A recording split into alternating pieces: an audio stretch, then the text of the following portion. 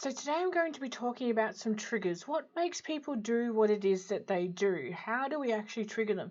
Sometimes you'll actually trigger someone and you didn't even know that you did it.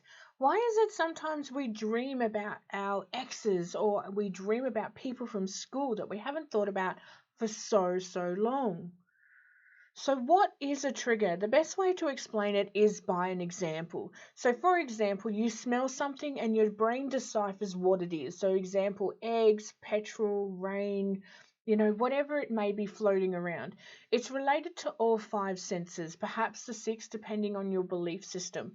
So, the triggers relate to touch, smell, taste, sound, and sight. They're all interlinked with our entire body. So the senses become triggered with messages. Those messages then create a response to which an action occurs. Sometimes your client won't like the response or action that occurs, and this is why they will come to you for hypnosis and NLP to help reevaluate the response for a better action. A well-crafted PHS, so post-hypnotic suggestion, as we've discussed in the other videos, will greatly assist with this, as well as cognitive behavioral therapy, so well as creating a CBT task so they can break down the habit on the conscious level.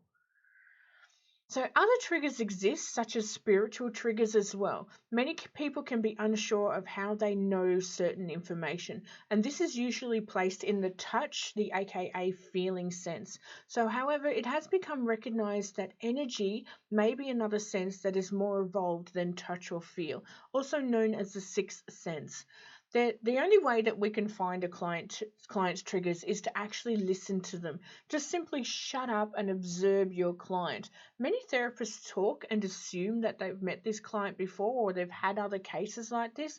So just shut up.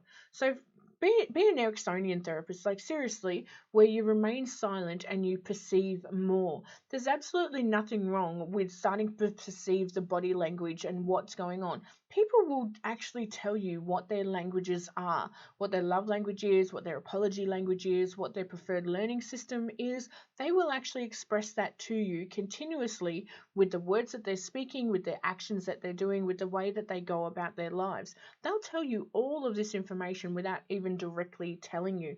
You just need to be quiet and to listen.